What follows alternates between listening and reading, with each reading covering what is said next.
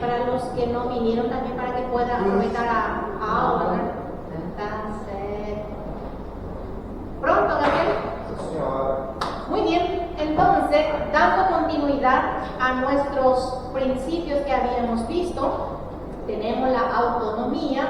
Entonces, más o menos ya le estaba explicando esta cuestión de autonomía. Por ejemplo, se da el principio o el respeto. Básicamente, la autonomía es el poder de decisión hacia mi persona. En otra palabra, cuando tenemos a alguien menores de edad que necesita hacer, por ejemplo, algún procedimiento, son ustedes, los padres o nosotros, firmamos que es lo que van a hacer. Cuando el menor de edad no tiene ese poder de decisión de autonomía, son las personas responsables los que firman por ello,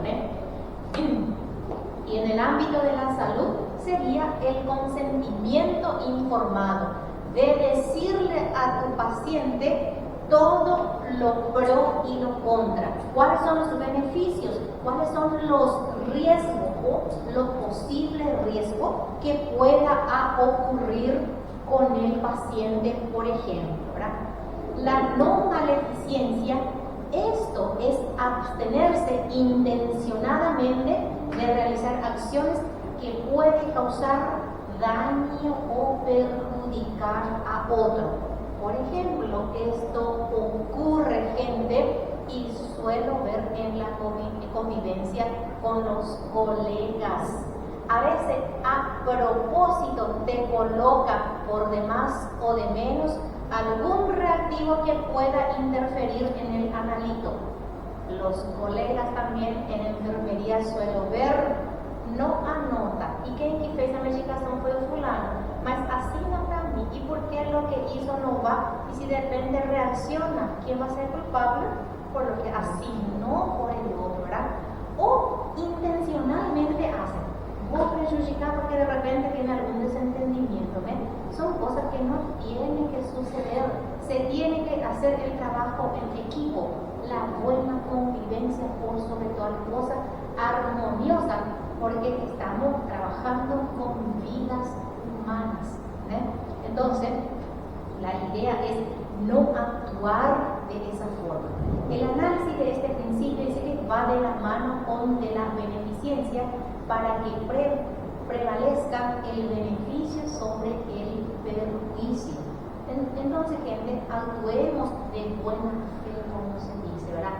No querer intentar perjudicar a tu colega y, consecuentemente, de esta parte sufre el paciente también. Aquí también las implicaciones del principio de la no maleficencia. También, gente, se trata de tener una formación teórica y práctica rigurosa, actualizada permanentemente para que pueda dedicarse en el ejercicio de la profesión o el profesional. Gente, ¿cuántas personas ha iniciado a estudiar enfermería, fisioterapia o lo que fuere?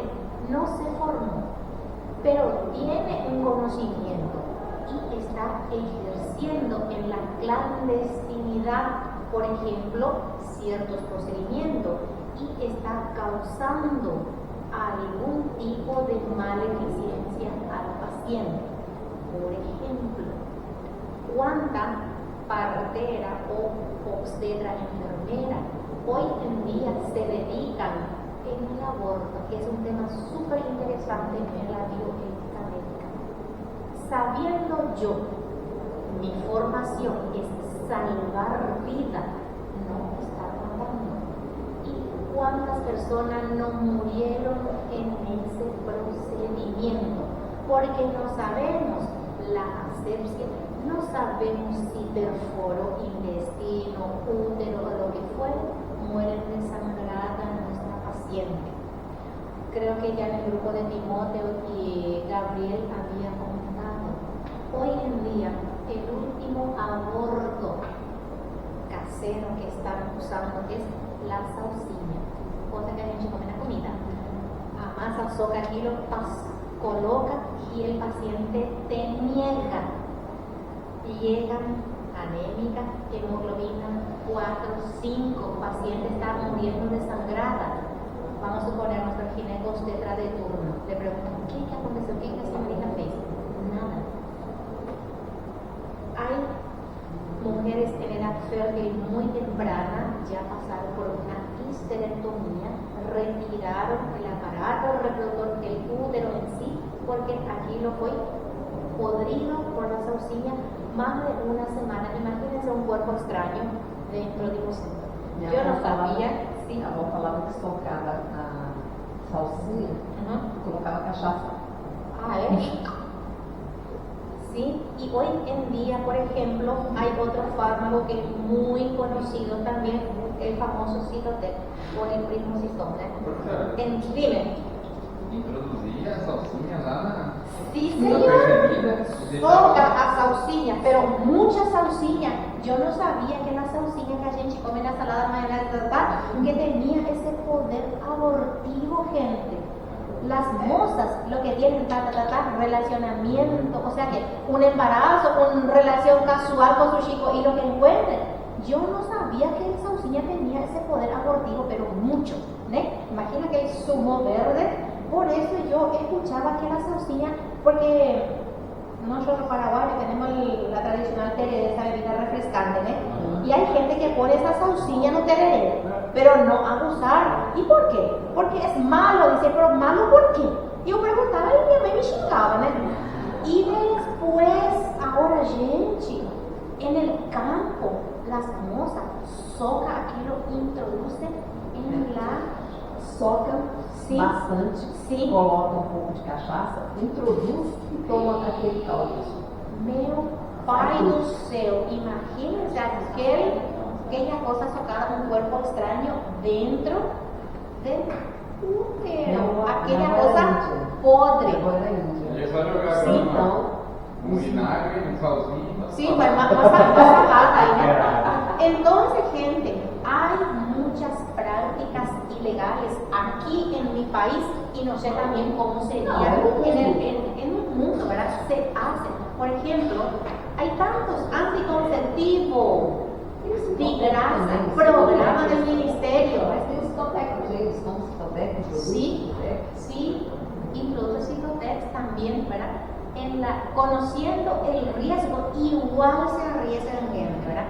Porque a veces aquí el introducir el Cytotec en el útero y tomar comprimido, a veces no cae todo el efecto, queda un resto y tiene que pasar por una curetagem. Aí, Quando chega, às vezes chega no hospital, a gente está vendo que a paciente está sangrando, a gente leva o paciente, ou alguma coisa, o paciente vai no banheiro, aí ela fala assim, aconteceu uma coisa comigo, y lo peor que te niega rotundamente, Virginia está muriendo, pero te va a negar, se hace de sonza de la boba que no entendió, que no sabe. Ahí cuando se paga que va a morir, ahí sí empieza a contar. Pero yo presencié más de una semana la saucilla adentro. A Virginia llegó pobre con dolor abdominal, estufada, abdomen distendido y el dolor postrado así, fiebre, amarela, pálida, porque ya sangró muchísimo. Como no tenía más remedio, vino al hospital, pero negado. Qual que é a senhora? 17 anos. 17 anos tem a paciente. Tá, a senhora, clínica em que área? No, yo estoy en el laboratorio, pero ginecobstetricia llama al laboratorio porque hay código rojo te dice, ¿verdad? Porque el paciente tenía que entrar en quirófano, ¿verdad? Ahí le moviliza al personal y todo el mundo era en el hospital, ¿verdad? Y ahí, ¿qué aconteceu? Mas escuché como conta do hospital. Estaba con una infección casi generalizada. Virginia estaba con 3,1 de hemoglobina. Imagínense. Entonces se quedó una semana ahí. No, una semana ya ella tenía la saucilla dentro de ella, ¿sí? Y empezó a tener hemorragia, empezó a sangrar, empezó a tener ese olor podre que le tomó cuenta una infección generalizada de la Virginia. Y lo peor que negaba, ¿qué aconteció? ¿Qué se fez? Nada. Mas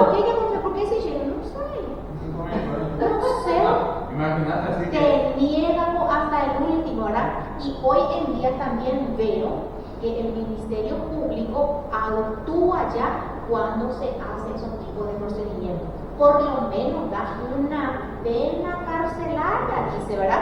Así también como el abandono del hijo, la persona que tiene hijo y abandona o qué sé yo, ¿verdad? Vendo lixo, né? Del lixo, hay tantas personas que quieren adoptar, ¿verdad? Entonces, gente, evitemos para poder avanzar en el tratamiento del dolor, ¿verdad? Defensas y la multiplicación de procedimientos y tratamientos innecesarios. Muchas veces también se puede decir que hay cierto tipo de procedimiento innecesario que el médico a veces realiza, ¿verdad? Solamente para sacar beneficio. Entonces, no actuemos en esa área, ¿verdad? Ahí tenemos una nueva colega, bienvenida. Vamos a 11 metros. Aquí también ese grupo ya vamos a hacer gineco-obstetra de aquí a poco, ¿no? No hay problema. Entonces, gente, y la beneficencia es el contrario de la maleficencia. Es la obligación de actuar sobre el bien, promoviendo los legítimos intereses de nuestro paciente, defendiendo y también suprimiendo esos perjuicios que nuestro paciente puede tener. Promueve el interés del paciente teniendo en cuenta la opinión de este. Por ejemplo, si yo me voy a consultar con cualquier uno de acá, le digo, quiero hacerme tal procedimiento. Ahí mi médico me va a explicar, si te hacemos te puede pasar tal cosa, y si no te hacemos también te puede pasar tal cosa. Entonces, queda a mi criterio definir si voy a hacer ese bendito procedimiento, ¿verdad? Pero el médico siempre tiene que informar a nuestro paciente, ¿verdad? A veces también los médicos más, digamos, lo más antiguos, digamos, a veces quieren enmascarar ciertas enfermedades para no sufrir mucho los acompañantes, pero de cualquier modo va a pasar por ese proceso. Es mejor ser sincero y explicar bien. Digo yo, es mi opinión, cada uno tiene su opinión, ¿verdad? Es mejor, me parece mejor avisarle bien, esto va a suceder. O tu paciente tiene pocas horas de vida, pocas semanas, pocos meses, porque está, por ejemplo, en una patología de cáncer, por ejemplo, cuando ya hay metástasis, cuando órganos están comprometidos. Entonces es mejor avisar bien, porque el paciente quiere saber. No, el médico faló tal cosa. Lo que el médico dice, el paciente cree, ¿ves? Y yo también soy así. Bien. La justicia, tratar cada uno como corresponde. Hay tanta injusticia se fez con fulano. Entonces, tratar como corresponde, porque la finalidad es disminuir esa situación de desigualdad, por ejemplo, entre los pacientes. ¿Por qué que fulano en la salud pública y en el particular tiene esa diferencia? El mismo médico que actúa en la red pública y cuando está en el particular es otro sujeto. Entonces también para que no haya esa desigualdad, tratar con justicia. Igual si mi paciente está acá en un hospital regional, igual si vaya en Viva Vida o en San Lucas, que sean tratos iguales. Y en este principio entonces podemos desdoblar en dos principios formales. Tratar igual a los iguales y desigual a los desiguales, o sea que para que sea un parámetro equitativo. Y la relación de médico-paciente, por ejemplo, se basa fundamentalmente en los principios de beneficencia y autonomía. Ese desde el inicio estuvimos focando, ¿verdad? Esto le voy a dejar después para que me lean con mucho amor y cariño. De aquí vamos a sacar nuestros grupos de exposiciones. Hay demasiado tema. Hay aborto, calidad de vida y sanidad, esta ciencia, estatuto, el epidemiólogo, la circuncisión, derechos de animales, está la medicina medioambiental, la genética. Hoy en día que está en el auge también la reproducción asistida, la sexualidad, SIDA, suicidio, trasplante de órganos, tratamiento del dolor y la vida artificial. hay demasiados temas que ustedes, como me dijeron, más o menos están 30, ¿no? Entonces vamos, 30 alumnos más o menos, ¿no? No 34 minutos. Entonces vamos a pensar que semana que viene por ahí van a aparecer todos, ¿no? Vamos. Nuestro delegado creo que todavía no volvió totalmente a esa ciudad, porque Só tem a gente também. ¿Ve? Entonces vamos a pensar que antes de la Semana Santa van a aparecer todo, ¿verdad? Entonces, chicos, no se me preocupen en esta parte, vamos a ir desarrollando grupos para exposiciones, ¿verdad? Y también tenemos los dilemas bioéticos, ¿verdad? Entonces también la bioética describe dos partes fundamentales. Está la bioética general, en donde se ocupa de todos los valores y principios que deben dirigir el juicio ético y las fuentes documentales. Están los códigos médicos, derechos nacionales y también las normas deontológicas, o sea, la práctica médica. Hay todo, leyes, artículos, una infinidad. Aquí tengo un libro donde hay tantas leyes, por ejemplo, que hay muchas de las leyes internacionales, tanto Paraguay como Brasil y otros países, por ejemplo, que hay derechos del médico, por ejemplo, que son iguales, nada más algunas leyes y artículos es lo que muda. Pero en fin, la ley es para todo. A nivel internacional se ha creado esto, ¿verdad? La bioética especial se ocupa de dilemas, de problemas específicos, tanto en el terreno médico y biomédico, como referente al ámbito político y social, como prácticas, medicina prenatal, el aborto, la ingeniería genética, eutanasia, trasplante y experimento en seres humanos. Viven. Por que a senhora fala da eutanásia? La eutanasia generalmente hay países que han legalizado. Por ejemplo, un paciente que está vegetativo, encamado, por ejemplo, cuando los familiares dicen para interrumpir la vida de él, que solamente con respiradores artificiales, mecánica, ventilación, está haciendo ese movimiento torácico. Entonces, para paliar la vida de ese ser humano que ya no tiene más casi vida, cuando hay muerte cerebral y cuando también los pacientes, los familiares deciden. Pero es un poder de decisión muy difícil, porque los pacientes, si tienen un ser amado, querido, encamado, por más que no está respondiendo a tratamiento, a fármaco, te va a decir, vamos a esperar más un día. Nunca te da, no, vamos a desligar todo. Y a veces, si não há muerte cerebral. Si no hay muerte cerebral, donde hay, por ejemplo, ¿cómo se dice? En la ingeniería genética, por ejemplo, si hay alguna falla, algún órgano que le falta, se trata de reconstruir. Y cuando no hay muerte cerebral, se prolonga la vida, pero por más que el paciente está vegetando en esa cama, ¿verdad? Claro que hay muchas complicaciones con este paciente, ¿verdad? Pero los familiares es el último que te va a decir, vamos a ir aquí. ¿Y quién va a tener la primera palabra en decir eso? Es difícil, gente, el tema de la eutanasia. Hay países que ya legalizaron la eutanasia, ¿verdad? Y también, si yo digo, ¿y si de repente él tenía más vidas de vida, poca de vida, y yo le estoy interrumpiendo? Uno se queda con esa culpa en la conciencia, en el alma. Siempre se reúnen los familiares. ¿Quién es lo que va a decidir para decirle al médico? Si Lidia sea para ellos, ¿no? Es difícil. Por más, por ejemplo, hasta ahora no se sabe si él está llevando una vida vegetativa, como se llamaba ese famoso corredor de la Fórmula 1 que quedó parapléjico, tetrapléjico. Michael Schumacher. Michael Schumacher, que era un tremendo corredor, plata que tenía, dice que él montó un mini hospital allá en su mansión. No sabemos si está vivo o si está con una mecánica asistida, ¿no?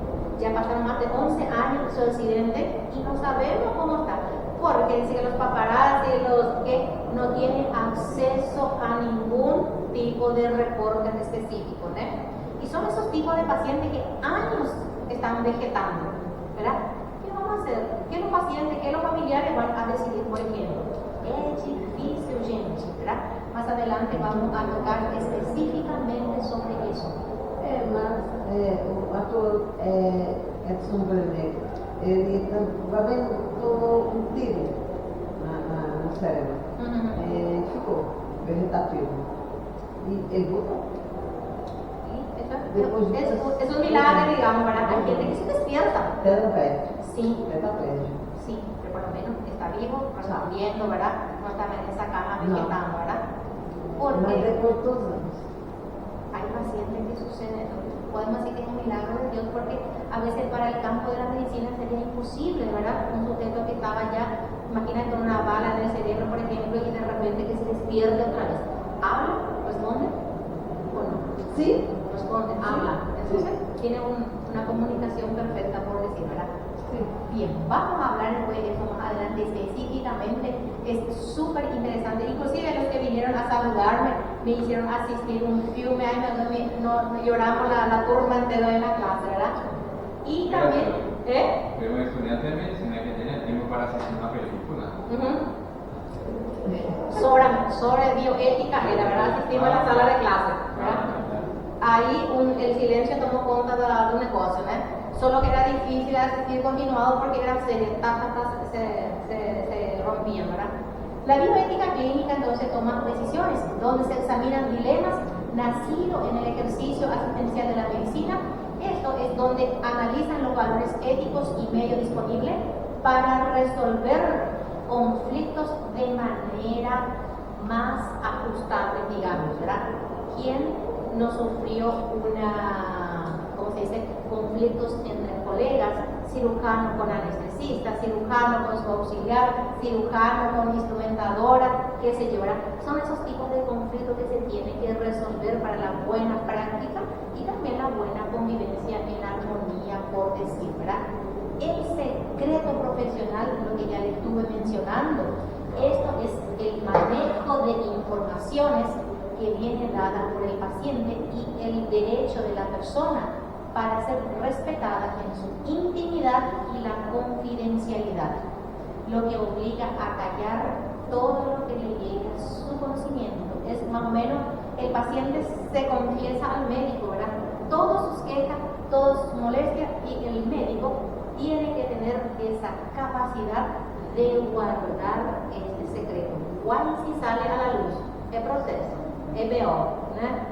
Es difícil a veces queremos materialismo con los dientes, como se dice, ¿verdad? Y esto a veces sucede durante el desempeño profesional y uno cuando se entera queda tan chateado, ¿verdad?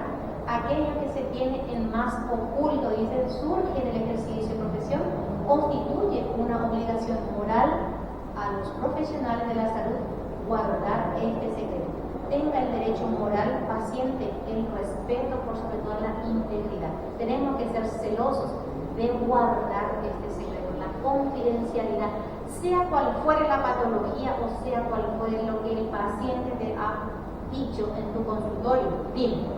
No caso, se o paciente tiver cometido algum crime, alguma coisa assim, ainda vale ou? No sé, yo creo que el paciente no te va a confesar. Yo también a callar, ¿verdad? Porque de repente si va a intentar un paciente, quem foi que te falou, ¿verdad? É difícil, né? O paciente falou, você tem que pagar.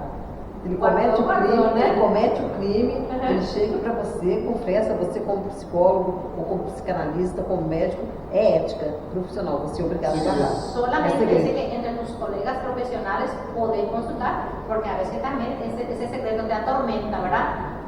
É difícil.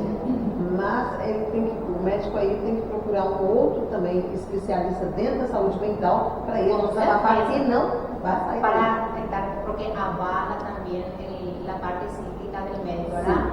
Avala, tiene que tener también un soporte emocional, psíquica, que le pueda avalar a nuestros a médicos. sua saúde mental. Es difícil, ¿no? Entonces, la ética profesional estudia las razones del comportamiento en la práctica de la profesión que regulan dichas conductas, motivaciones, valores del ejercicio profesional, cambio, transformaciones a través del tiempo, ¿verdad? Entonces, a medida que ustedes van ejerciendo su profesión, van madurando más, adquieren más experiencia y por supuesto, ¿verdad? Que nunca cambien estos valores en ninguno de ustedes mis médicos, que siga siendo que van amadureciendo a medida que va pasando, ¿verdad?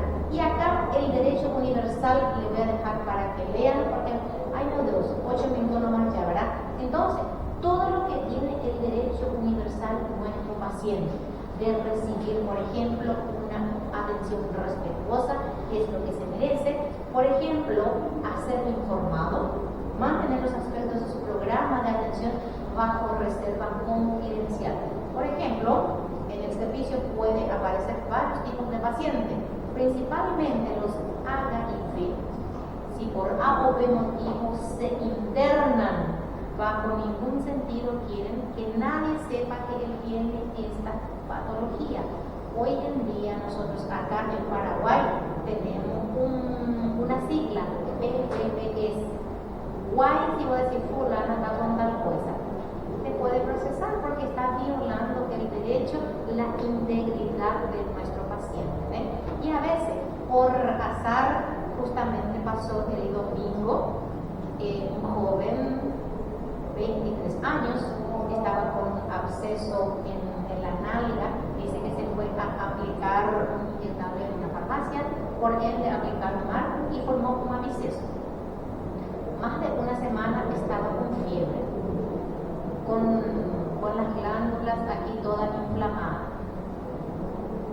Y ahí se fueron investigando, ahí me fui a hablar, ¿desde cuándo empezó esa fiebre? Tantos días. Y dolor de garganta, sí. ¿Qué hora persiste la fiebre? Y a partir de las 10 de la noche. Ahí le dije al médico, ¿y la serología del paciente?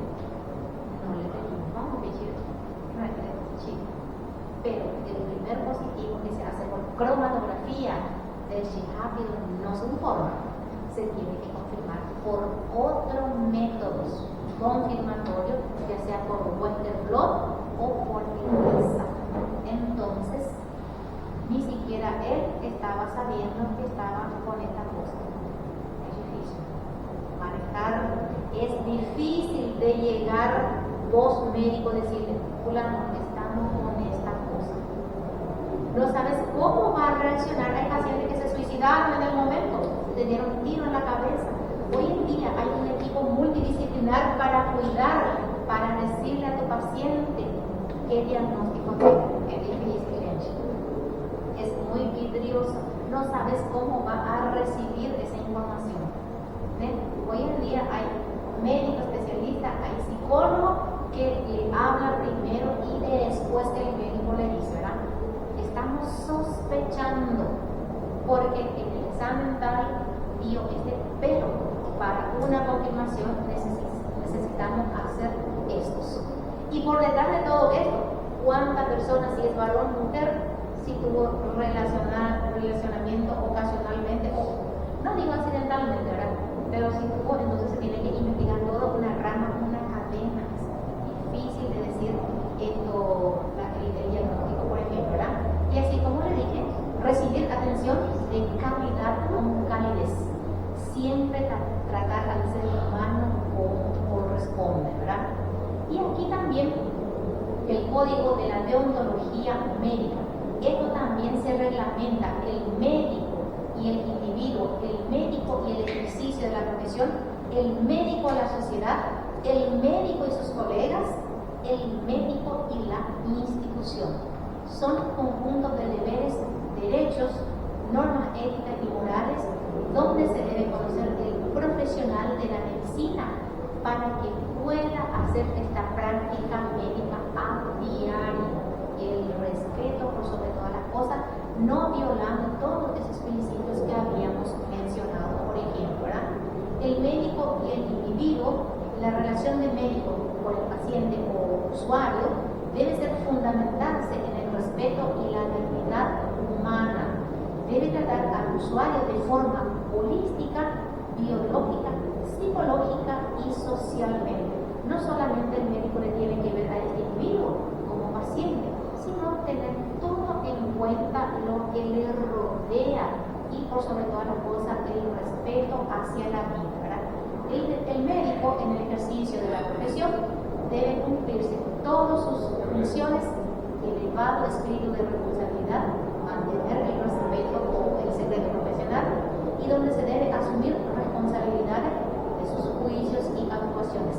Debe actuar equilibradamente, conservando todos los principios éticos y morales en la práctica por sobre toda la cosa, ¿verdad? Y también el médico y la sociedad, su máxima defensa en el bienestar social, esto siempre fomentando la preservación de la salud y las exigencias sanitarias sociales de la comunidad. O sea, el médico tiene una gran responsabilidad, no solamente con el individuo, sino con la sociedad y consigo mismo. Ya está acabando, es chachiño, pero la uso. El médico y sus colegas, ¿verdad? Ustedes acá dentro de la sala de clase, las relaciones humanas con sus compañeros deben ser de respeto, deben trabajar en equipo, eso sí o sí, por más que yo no aguento, no soporto estar con alguien, se tiene que haber un equipo porque así van a trabajar, ¿verdad? Y también cuando los cuidados que se reciben de un usuario son por peligro, colegas donde tienen que tomar una decisión difícil o una adecuada, en consecuencia actuar como defensor del usuario cuando los cuidados de salud y la seguridad se ven afectados por la incompetencia o la falta de ética o la ilegalidad en la actuación de un colega. O sea, si el médico ve que su colega está actuando mal, le tiene que corregir, le tiene que decir, y a veces ese colega se ofende con su colega otra vez, ¿verdad? Y ahí ya albira un bagullo sinistro con el colega, ¿no? Es verdad, ¿no? A veces en casa con familiares mismos, ¿verdad?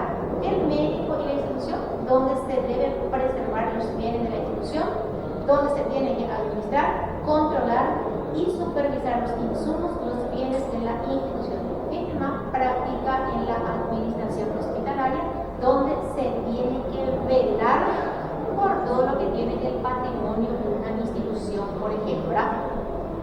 Estimados colegas, futuros médicos, espero que les haya gustado nuestro primer día de ética y bioética. Hay muchísimos puntos interesantes donde vamos a estar debatiendo en la sala de clase.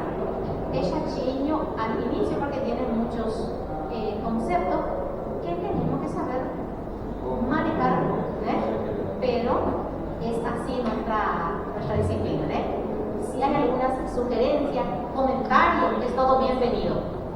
Acá la colega que entró por último, entonces vamos a tener la grabación, nuestro delegado va a tener siempre el material, le voy a pasar para que puedan leer, y si de repente en la próxima clase surgen algunas dudas, vamos a hacer un debate antes de empezar la clase, ¿está bien? Si yo paro muy rápido, chira pues tu acelerador, paro un dedo aquí, ¿verdad? Muchísimas gracias por su atención. Queridos médicos.